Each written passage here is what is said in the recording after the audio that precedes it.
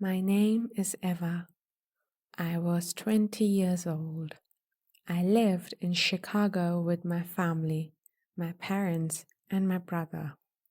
We come from a very rich family because my father is a politician. People always looked at us with respect. They thought we had everything. My life looked perfect. I felt safe. I felt proud, and I wanted to follow my father's steps. I was studying political science at university because one day I dreamed to become a politician like him. I wanted to be someone strong, someone who could help people. My brother's name is Ryan. He is 2 years older than me. Ryan was very different from me. He was loud, funny, always surrounded by people. Our house was never quiet. Ryan was always bringing friends home. He liked parties, music, late nights. I liked peace. I liked my books, my tea, my own room. But from the very start, one friend of Ryan's was always there. His name was Mark. Mark. He was Ryan's best friend since childhood. He stayed in our house so often that he felt like part of our family. Sometimes he even stayed for weeks. My parents treated him like another son. My mother cooked for him. My father asked about his grades. They loved him. And Ryan loved him too. They were inseparable. Wherever Ryan went, Mark went. At first, I didn't mind. Mark was quiet when we were children.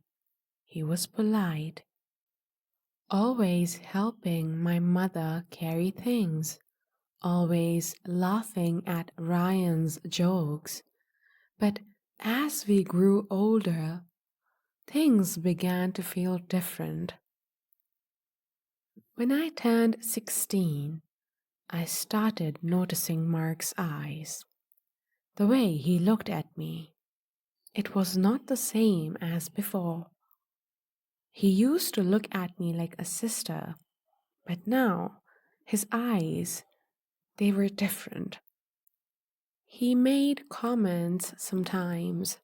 Eva, you are growing up fast. He smiled when he said it, but it wasn't funny. It made me uncomfortable. I never told anyone. I thought maybe it was in my head. Maybe I was imagining it. Mark was Ryan's best friend. He lived with us like family. Why would he ever? Still, something inside me felt cold every time he was near. I tried to ignore it. I kept living my life. I studied hard. Political science was not easy, but I enjoyed it. I wanted to make my father proud. I wanted him to see me not just as his daughter, but as someone strong and capable. Sometimes, after class, I went to coffee shops with friends. I liked sitting with my notebook, writing dreams and ideas. I loved the city, the sound of trains, the smell of fresh bread from small bakeries. But at night, I hated coming home alone. Our driveway was long and dark. The house was big, with too many shadows, and for some reason, I always felt uneasy walking inside. It started one evening. I was walking home from a friend's house. The night was cold. My hands were in my pockets. And then I heard it. Footsteps, slow, heavy, behind me. I turned. Nothing. I told myself it was the wind, maybe a stray cat. But the next night, it happened again. The sound of someone breathing close to me. When I turned, the street was empty. But then, one night, I smelled it. Cologne, strong, sharp. The kind that Mark always wore. I started locking my bedroom door at night. Ryan laughed when he noticed. Eva, why are you locking your door? This is your home. I smiled and said nothing. How could I explain that I felt watched, followed, even in my own house? I stopped staying out late. I stopped walking home alone. But still, the fear grew inside me.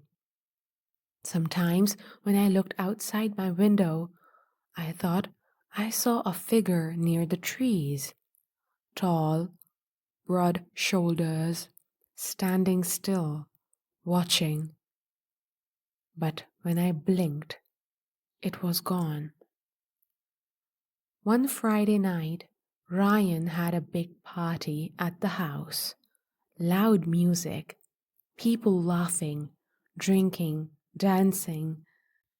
The smell of drinks and perfume filled the rooms. Mark was there, of course. He was louder than anyone. He laughed, he joked, he acted like he owned the place. I felt uncomfortable, so I escaped upstairs. I closed my door, sat on my bed with my books. But even with the music below, I felt tense. Later, when the guests finally left, the house grew quiet. I stepped outside for fresh air.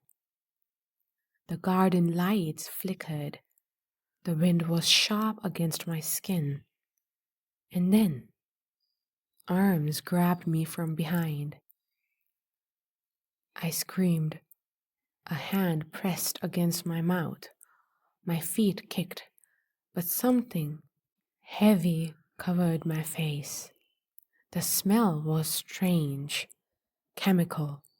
My head spun. The world went black. When I woke up, the air was damp. My wrists were tied. The floor was hard, concrete.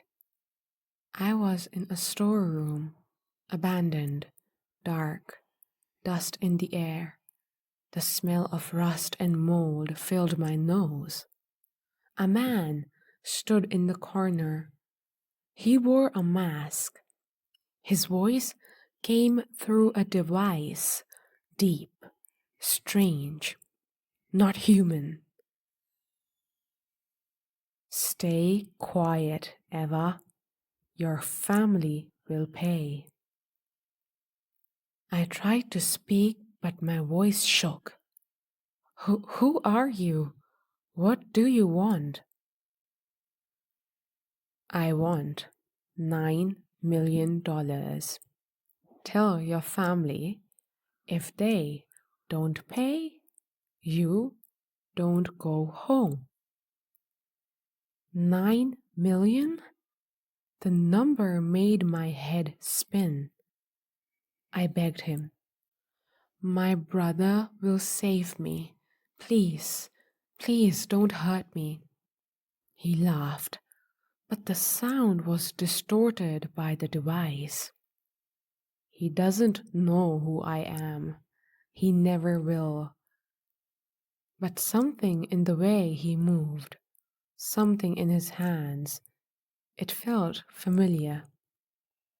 Time passed slowly. Hours felt like days. Days felt like weeks. He gave me just enough food to survive: bread, water, sometimes soup. He never removed the mask. He never used his real voice. But I noticed details. He had a small limp. His left hand had a scar near the thumb. I had seen both before, but where? One night, when he thought I was asleep, he spoke. His device slipped for just a second, and I heard his real voice. Soft, trembling, familiar. My blood froze. It sounded like Mark. The next day, when he brought food, I stared at him, at the scar, at the limp, at the way he adjusted his mask nervously when I looked too long. It was him. It was Mark, my brother's best friend, the boy who lived in our house, the man who had been following me all those nights, the kidnapper. I whispered his name. Mark? He froze. His shoulders stiffened. Slowly, he pulled off the voice device. You weren't supposed to know. Tears filled my eyes.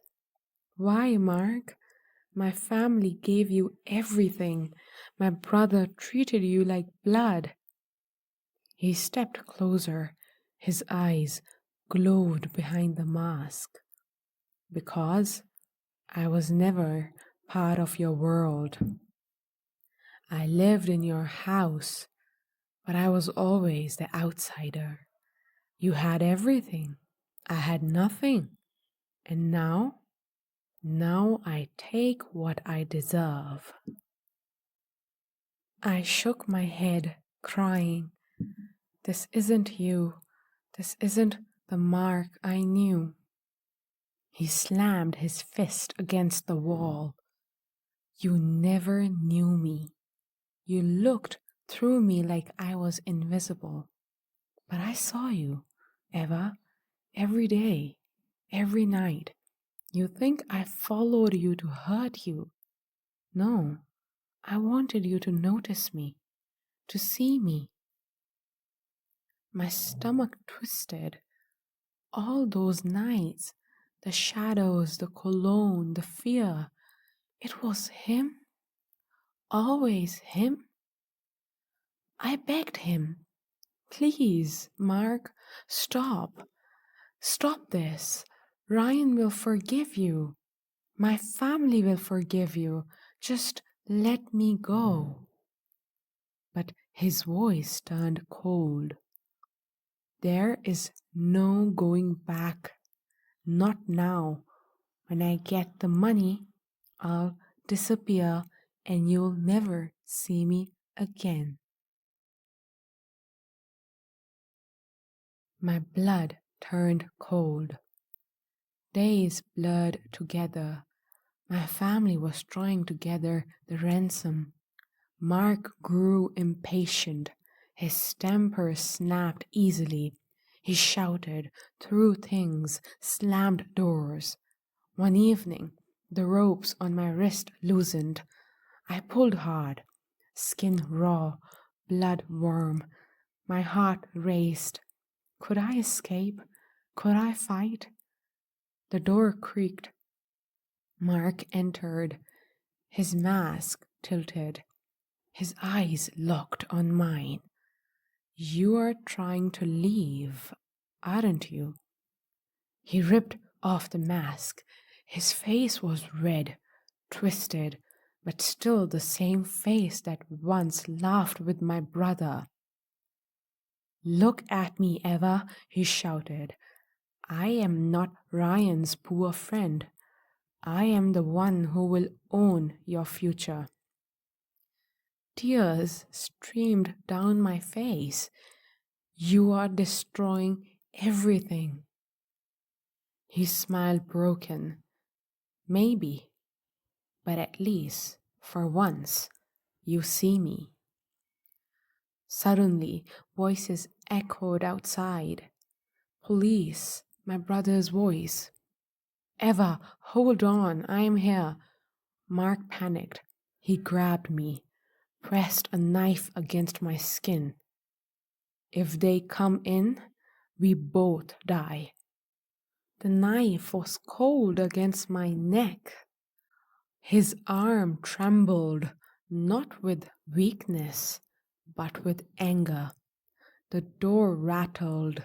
Boots stomped outside. Eva, Ryan shouted, I am not leaving without you. Mark's breathing grew louder, faster. Sweat dripped down his forehead. They are not supposed to be here this soon, he whispered. The money wasn't ready. This wasn't supposed to happen. I saw it in his eyes. Panic, but also something darker. Mark, I whispered, my voice trembling but clear. Please, it's over. Let me go. Don't ruin your life any more than you already have. He looked at me with broken eyes. My life was ruined the day I stepped into your house. You will never understand what it feels like to be nothing, to be invisible. The knife pressed closer. My heart raced. The police outside shouted, Drop your weapon, open the door. Mark's hand shook. For a moment, I thought he would do it, that he would kill me and himself. But then his eyes softened, just for a second. I only wanted you to see me, he whispered. The door burst open. Officers rushed in. Ryan charged forward, his face red with fear and rage. Mark screamed and pulled me back, but in his panic he slipped. The knife cut across my arm, sharp pain, warm blood, but not deep enough to stop me.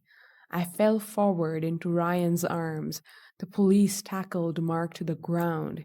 He fought like a wild animal, screaming. I could barely breathe. My whole body shook as Ryan held me. It's okay, Eva, he whispered. You are safe now. But I didn't feel safe. Not yet. Not ever. They dragged Mark out in handcuffs. His face was twisted, but his eyes never left mine. But as the police shoved him into the car, he stared at me. His lips moved, forming words no one else could hear. I'll come back. Now, nothing feels normal anymore. I can still feel the rope burn on my wrists. I can still hear his voice in the dark. I can still see his eyes, the way he looked at me like I was the only thing in his world. Sometimes, when I walk alone, I hear footsteps behind me. Slow, heavy, too close. I turn, and the street is empty, but in my heart, I know he is not gone. Mark is somewhere out there, waiting. And sometimes, in the silence of the night, I hear his whisper again. Now, you finally see me.